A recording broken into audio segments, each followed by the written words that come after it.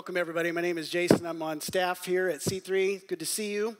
Some of you think, hey, wait a minute, he was up here last week. That's true. I don't normally do two in a row. It's public knowledge now that Pastor Mark's dad, Jack, died on Friday. And it's more important today that he be a son than your pastor. I hope that's okay. So thoughts and prayers, of course, with the Barker family. And appreciate your understanding in all of that. We have work to do today. We're in a series called Playing with Fire. We've been talking about a lot of different things. Today we're going to address playing with anger. In 1971, a great evil was unleashed on the American home, and it came in the form of a card game called Uno. I was traumatized by Uno. I vividly remember sitting around the table with my family, my mom and dad, my two sisters, my grandpa, trying to have a family moment.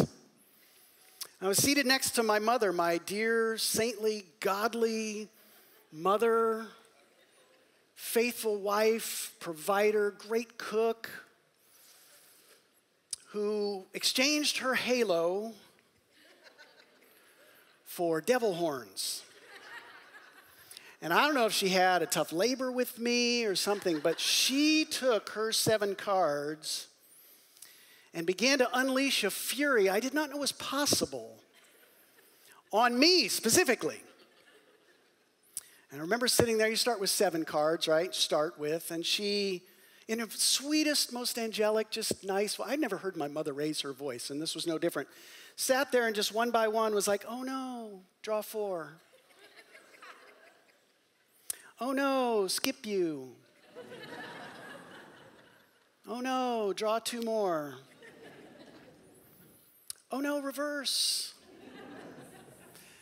Oh no, and by this point I have like 86 cards, and they're all green. Oh no, wild card. Let's see, how about blue? And it's just like, and so I quickly became this person. If you don't know who this is, ask a kid. They will tell you that is anger personified. And that's what I became. I was so furious. But what do?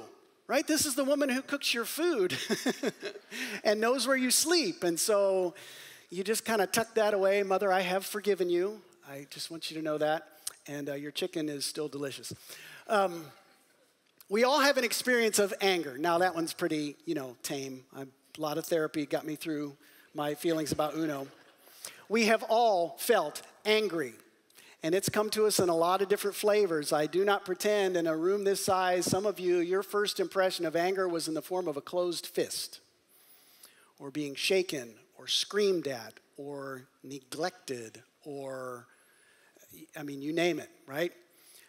Some homes, I just know that the only way you got angry was to just shout about everything, right? It's just a lot of shouting. And other times, anger was in the form of silence for 2 and 3 and 4 days.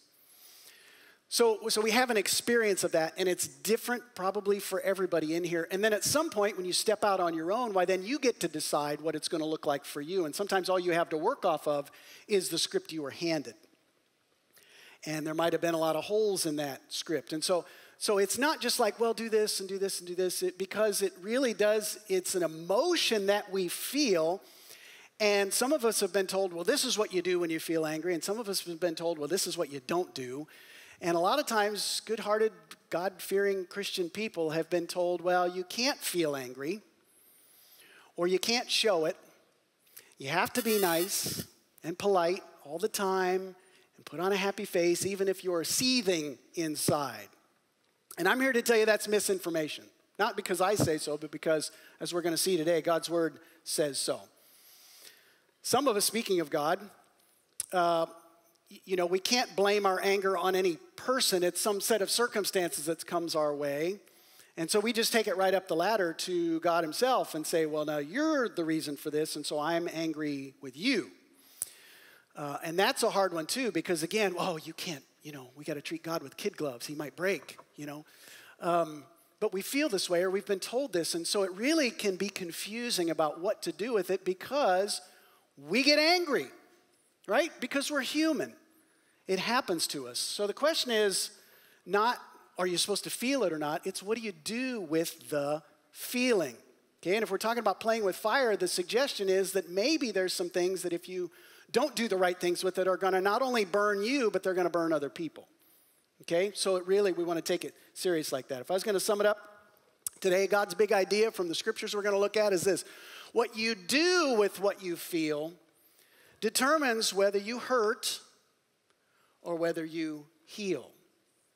There's opportunity in both directions, and some of it is more of our responsibility than sometimes we realize or care to admit. Yes, there are some things that God does for us and we can't do without him, but there are absolutely some choices and some decisions we make when we're deciding whether or not we're going to play with the fire of anger. So we want to look at that today. What I want you to do today specifically as we talk about this is really just look in the mirror. Take inventory of your own anger culture. What does it look like for you? What's driving the anger? Do you just get lit by every little thing? Or is it stuff that's just a slow burn, and all of a sudden somebody says the wrong thing, you wake up on the wrong side of the bed and So we're going to look at some different styles of that. But I want you to think about yourself, not about the other people, not blaming, not pinning.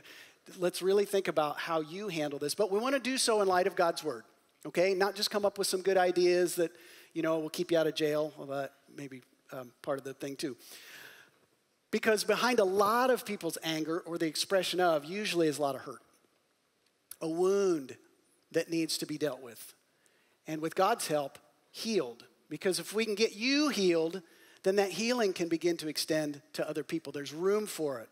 And we're going to look at how that works too. Okay? So that's where we're headed this morning. True confession, these are Mark's notes. So if you don't like what I say, just blame him. But I would probably say a lot of the same things because as I think about it, he's zeroed in on a lot of the really crucial points about what the Bible has to say about anger. Okay, here's the first one. Let's lead with this. From Ephesians chapter 4. In your anger, do not sin. Do not let the sun go down while you are still angry, and do not give the devil a foothold. Okay, there's a lot there. Let's start with this one. In your anger, do not sin suggests to me that it's okay to get angry because you don't have to sin. Sometimes we felt like, or heard that, anger is the sin. Anger's not the sin, it's the expression of it usually that gets us into trouble, okay? So in your anger, do not sin means you don't have to feel guilty about getting angry. It's a human emotion. We get human emotions because we are human, okay? To deny this is to deny your humanity. You don't have to do that, okay? What it says is do not sin, okay? There's choice there. There's opportunity. Now, this next part, married couples, listen in. Do not let the sun go down while you are still angry, okay? Now, I grew up again, and some of you have heard this, some of you practice this. I'm not here to dissuade you, but some of you literally take this as we're not going to bed until we resolve a conflict that we have in our home, okay? If you do that, that's fantastic. That's great advice. If you do that, a lot of stories of people say, we stayed up till 3 a.m. hashing this out. Lan and I, almost 20 years now, have found that if we take this literally, it really doesn't work for us because we're tired. And if you're angry and tired, sometimes you can take a bad thing and make it worse. And so what we do is we say, okay, is there another way to look at this, another lens? And here's I just want to put this out here as a possibility. If do not let the sun go down while you are still angry suggests that you better not let a whole lot of time pass before you make something right.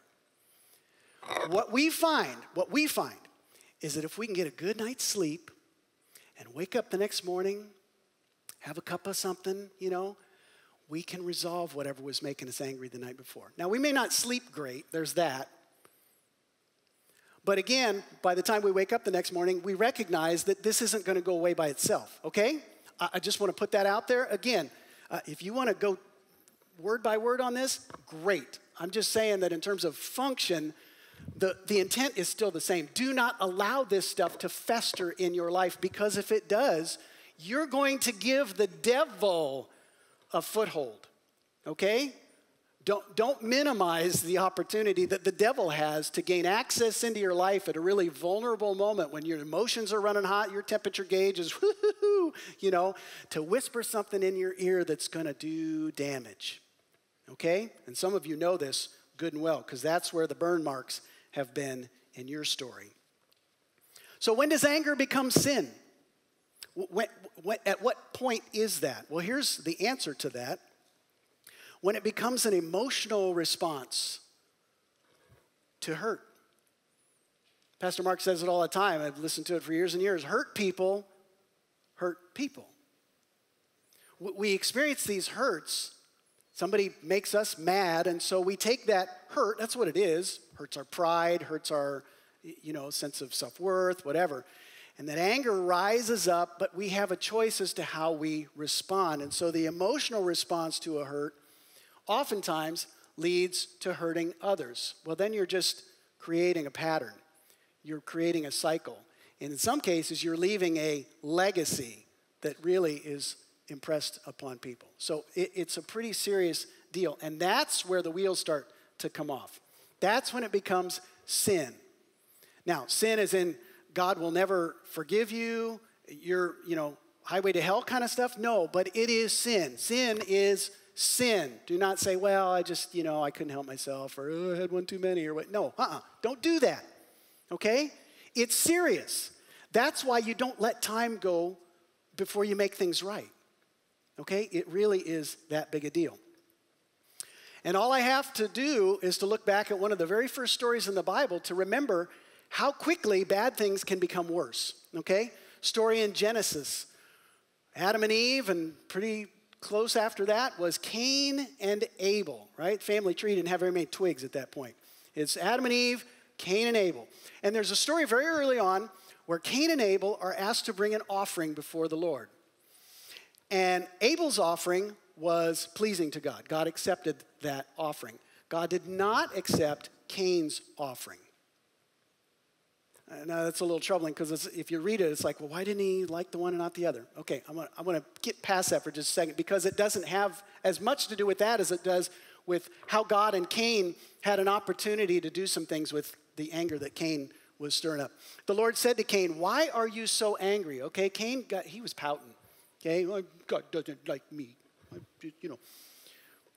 Why is your face so downcast? Okay, God cares. Just if we mess up, he still cares. He's not looking for excuses to get rid of us. He wants to bring us back around. If you do what is right, see, this is a loving correction. If you do what is right, won't you be accepted? It's okay. Come on, parents, when your kids foul up, you want them back around, but you got to teach them some stuff. It's okay. It's okay. If you do this, everything will be fine, right? So, but then what he says, but if you do not do what is right, sin is crouching at your door. It's not blasting all the time. It's just that little voice, that little whisper saying, it serves him right. You deserve this. This is, take matters into your own hands, right? Crouching at your door. It desires to have you. Satan is not a disinterested third party. If you've said yes to Jesus, you have a target on you, and hell is after you. And this is an opportunity, like so many other opportunities. You got to be smart.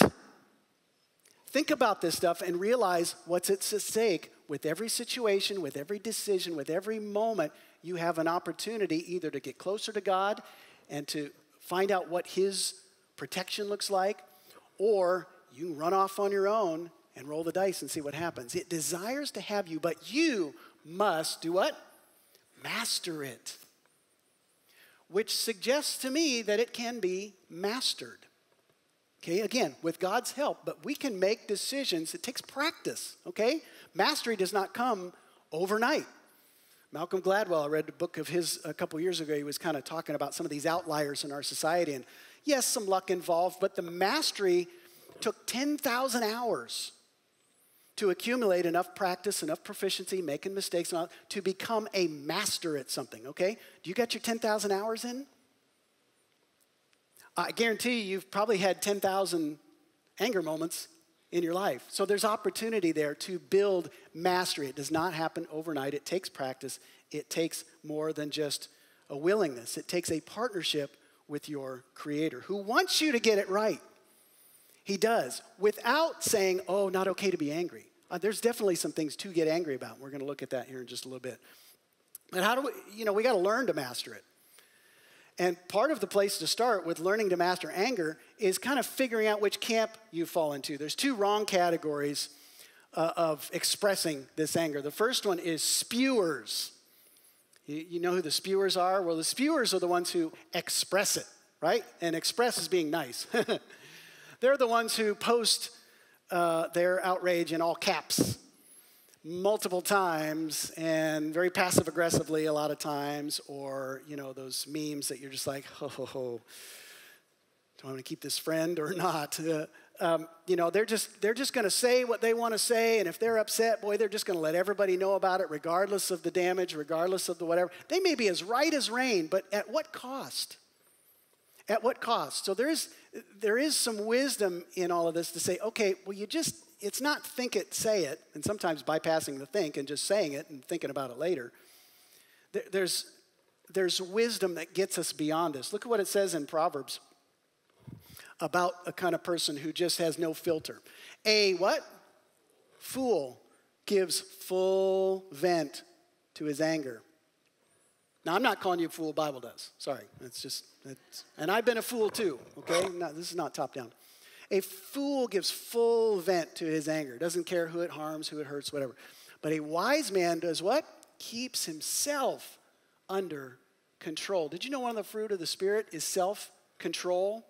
This is a partnership with God to say, God, it matters how I conduct my life. It matters what I do with the emotions that you have placed in me. It matters how I handle myself, because God's desire for your life is not to be a career fool. That is not the end game in your life. It's to be somebody who's of use for his purposes in your life. And this is not how we get there, okay? Take that for what it is worth. Spewers like to express it, but they leave a trail of devastation and a path of devastation behind them. It's no good. It's no good. And a lot of times we're not really thinking about it because we're just so upset. We just need to whatever. Well, there's a way to do that. I would suggest this. Just start by naming your emotion. Find a trusted person, maybe a disinterested third party, somebody that you can say, you know what, I am so angry right now. And they can they can hear that. They're not going to sit there with a poking stick and get you all riled up even more, but they're going to say, okay, well, what made you angry?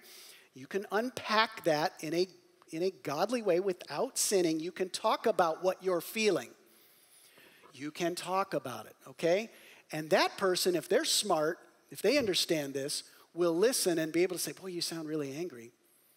I wonder if this, and they can give you some perspective on what's going on and not sit there and say, well, you should fire the jerk or you should divorce that bum or what, they're going to hear that and hold it and give you back some wisdom. So I'm all for venting, but the full vent, just, let her rip kind of thing is not going to work. But then there's the other side of the pendulum, right? So you get people who, if you're around a lot of spewers, sometimes the pendulum just swings the whole other way and you go, well, I'm just never going to do any of that. Not that you don't feel anger, not that you don't get mad, but you just internalize it all. You suppress it. Stewers suppress it. And there's a lot of bitterness and poison gets built up. And like I say, sometimes you just get up on the wrong side of the bed and all of a sudden it's like, whoa, where did that come from, right? You can't hold that stuff in forever. Listen to this passage.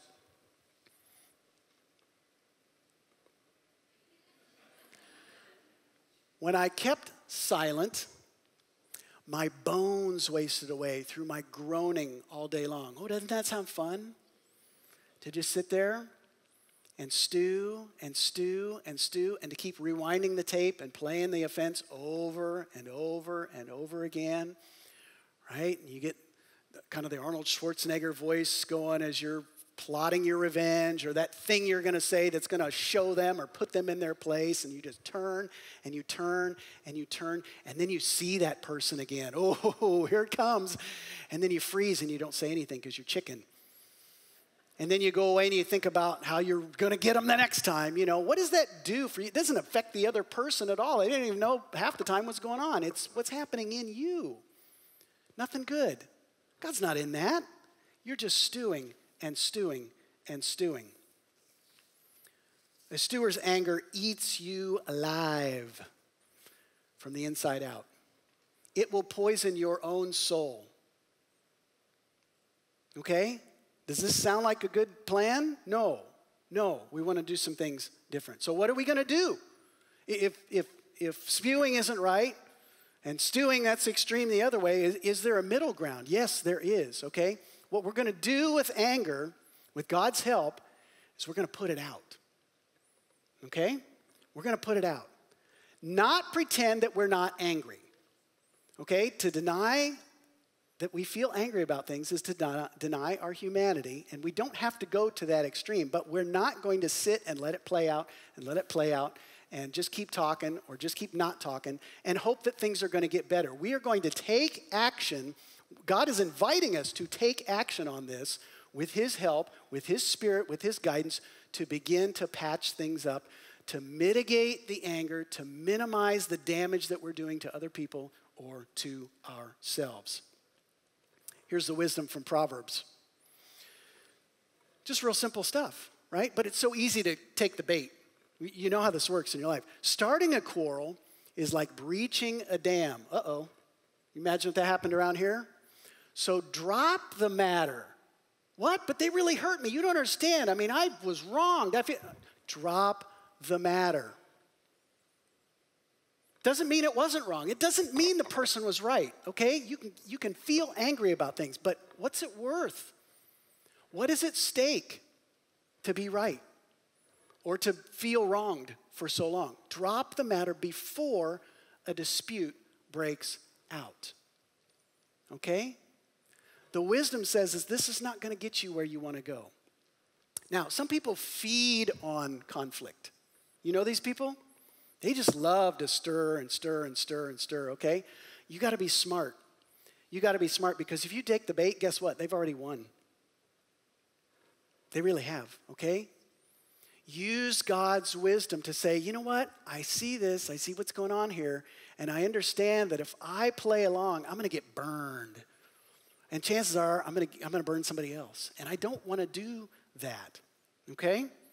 You have a choice. Your response to anger is a choice. What can help us get better at that? I think just a little window of time in my experience. Now, believe me, I don't get this right a lot. A little bit of time. If you have even just a few seconds to notice, you know in your body what anger feels like. Yes? Heart rate goes up. Maybe a little butterflies, hairs on the back of your neck, temperature, you feel physical changes. Did you know that? Your body will indicate when you're angry. If you can get smart and start to notice those things in your body, that gives you just a little window of time to say, wait a minute, I have a choice here. 1, 2, 3, 4. About 4 seconds. What would 4 seconds the next time you get ticked about something do for you? How could 4 seconds make a difference in the way you handle anger? It doesn't take long, but it's important to notice what's going on and to recognize that this is a part of mastery. This is a part of helping put out the flame before it burns out of control. Now, there is one exception I want to talk about as we're going along here, because some of you would know the term righteous anger. Righteous anger, okay? So if you're in the camp that said, well, Christians have to be polite all the time, I'm going to give you a passage that might disrupt that for you a little bit. Because there is this thing called righteous anger. Well, what is that? What is righteous anger? Here's what righteous anger is. It's something that angers the heart of God. That angers the heart of God. Okay? There are things in our world, if this is new information to you, that pain and kill the heart of God, that anger him. Some of you grew up with an Old Testament God who just spent all his time angry. What was God angry about? You really think about it? I stopped to think about this. God was angry about idolatry, first of all, people who put other things before him. That made him mad. He kind of felt like he had skin in the game. Oh, by the way, I made everything. I asked you to be my people and I'd be your God. So yeah, anger. Indifference. People who are struggling and other people sitting around going, boy, I hope somebody does something. you know? Injustice, willfully suppressing and keeping other people down so that we could stay here. It made him mad. Ooh. Those are the three that I hang on to a lot, this injustice, the indifference, and the idolatry. Those are things that made God mad. And guess what? Because God has never sinned, if they make him mad, guess what? They get to make us mad too. When you look at our world, now I'm not talking about pettiness. The news just loves to bring pettiness up. But when you see injustice, when you see indifference in yourself and in others, when you see idolatry, that's allowed to rile you up. It's okay to get stirred up about those things, but again, I want to tell you, what you do with what you feel determines whether or not you hurt. I'm not saying, hey, get mad enough to go blow something up or shoot somebody. That's not healing. That's hurting. Healing looks very different. How do we know this? Because of a story, one of many, where Jesus got mad. Jesus was in the synagogue one day, church, and the way the story goes, there's a man with a withered hand came in. Well, you got to think back in that day, there wasn't physical therapy, there wasn't surgery necessarily. If you had a withered hand, you couldn't really work. Or you couldn't work with both hands, you had to come up with something. I'm doing this because I grew up with a guy that had polio, and this is kind of how his hand was. That's how I always think about it, a withered hand. This guy comes into the synagogue, and Jesus, I don't know if it was his turn to do anything or not, but he did. He just got up, and he went over, and he touched the guy, okay? Well, let's read the backstory just a little bit, because the fact that he was doing this on Sunday or Sabbath, it would have been Saturday, but upset the religious leaders. Their hackles were all up because, he's not doing it the right way, right? You're supposed to wait till Monday to heal. I don't know, it's weird. Jesus looked around at them, these religious leaders, these Pharisees, these people who thought they had God all boxed in and figured out. He looked at them in anger. Made him mad. Made him mad that they were trying to keep a poor crippled guy down. Deeply distressed at their stubborn hearts. Stubbornness made him mad. This unwillingness to see what God was doing right in the moment upset him. He said to the man, what did he say? He said, stretch out your hand. Now, this is a guy who maybe for his whole life had never been able to stretch out his hand. I don't know what that, and he probably felt justified to be angry himself. God, why did you make me this way? Right? With his good hand, this is what he's doing. Jesus says, stretch out your hand. And for the first time possibly in his life,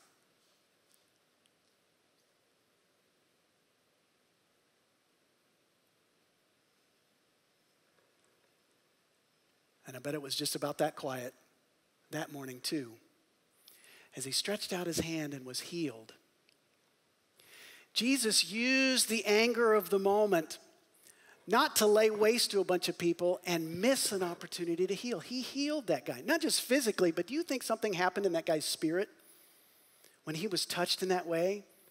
Well, here was a guy who was willing to stand in the gap and say, I cannot sit by when I can do something about this, and I'm going to do it no matter what it costs me. And by the way, that kind of attitude led him all the way to the cross. And we benefit from that too. Because the cross represents, could Jesus have been so angry? Why am I going through all of this? These people hate me. But it's the forgiveness and the salvation that the entire world needs.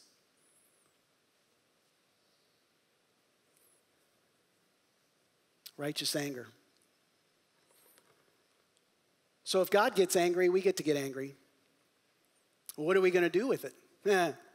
What are we going to do with our righteous anger? Well, here's what we're going to do with that anger, is we're going to fan the flame. Okay? Now, a bonfire is really nice as long as it's within the thing. Okay? You got more than that, you've got a big fire. You don't want to have that. Big bonfire. We're going to fan that flame. We're going to give it some guidance. We're going to ask for God's Spirit. We're going to fan the flame. Because listen, anybody who follows Jesus, or if you're thinking about it, you need to know that this is really where we're at our best, is when we follow Jesus' example and we understand that when we do so in faith, we have God's Spirit working in and through us to bring about the same kind of healing that he did, because Jesus was absolutely in the business and still is in the business of healing hurts, of taking care of resentments and anger and bitterness. He restores us in the midst of our pain. But he doesn't always do it by being nice. Now, am I saying become tactless? Am I saying becoming obnoxious? No. I'm saying sometimes it's enough to stand where you are and say, I'm not moving. I think about Dr. Martin Luther King, who just kept moving forward. He said, there's a different way to do this, guys.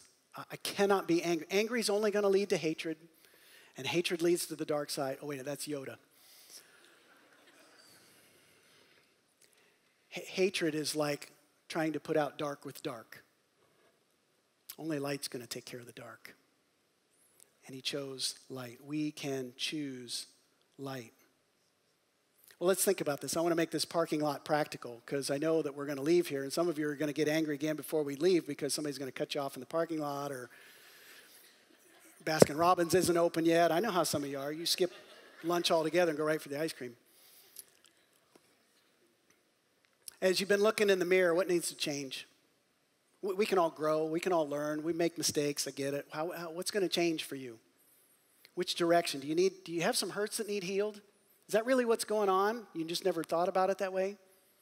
You say, well, I don't know how to take care of it. The person who, teed me off has been dead 30 years. Okay, we can talk about that. Can God bridge the gap for you there? Is there a way to move forward? But you know good and well something's got to change, okay? So ask yourself, what is that? How's it going to change? You going to try and do that on your own? Good luck. Maybe God wants to offer you the help to do the thing that he's asking you to do in the first place. He never meant for you to do it on your own. There's a partnership there. You got to put this stuff out, though. If you've been sitting and just stewing, or you can't shut up about that thing that happened weeks or months or years ago, it's time to put it out. Okay? You are eating up so much fuel on something that is not helpful.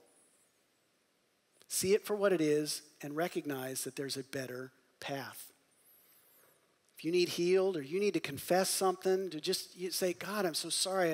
I've wasted so much of my life just being butthurt about stuff that I got no business hanging on to that. Please forgive me. You know what? God will forgive you. He wants to. He's not sitting there with a tally sheet going, oh, he did it again. And that's not how this works.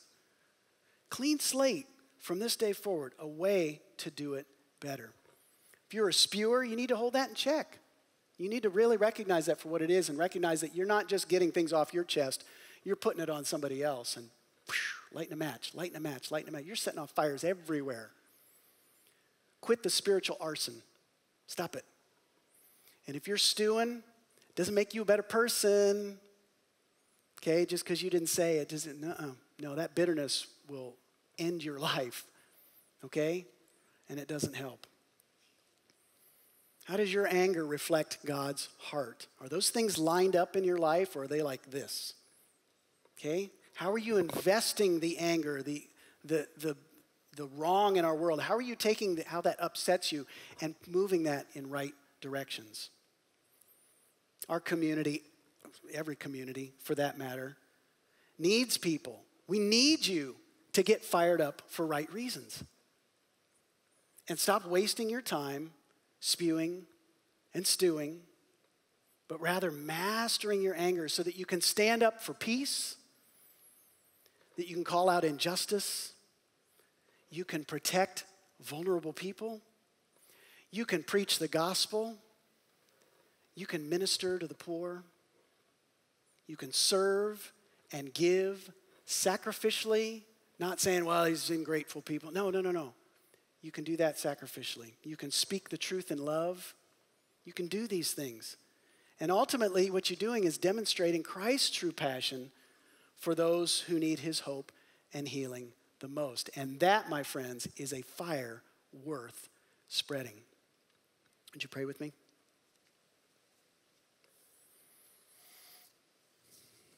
God, this isn't a game. We recognize that emotions come from you. You made us in your image, but boy, they sure are tricky. They can lead us in the wrong directions. Help us, God, to see these opportunities for what they are, either to become a fool or to light a fire that pleases you.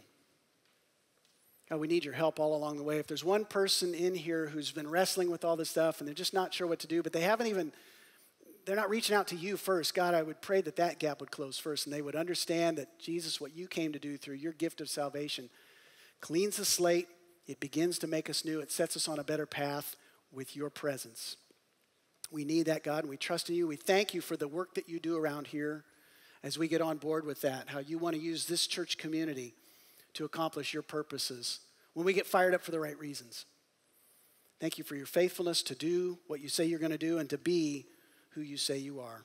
We're the better for it. We thank you and praise you in Jesus' name. Amen. Good morning. Thank you for joining us this morning at C3 Tri-Cities Online. We would love to continue to connect with you throughout the week by engaging on social media. You can follow us on Instagram or find us on Facebook at C3 Tri-Cities. You can also engage with us and let us know you were here this morning by filling out a Connect card on the C3 Tri-Cities app. Let us know through the Connect card how we can help you through prayer, answer questions, or celebrate an answered prayer. Again, we are so grateful that you took time out this morning to gather with us, and we cannot wait to see you next week at C3 Tri-Cities Online.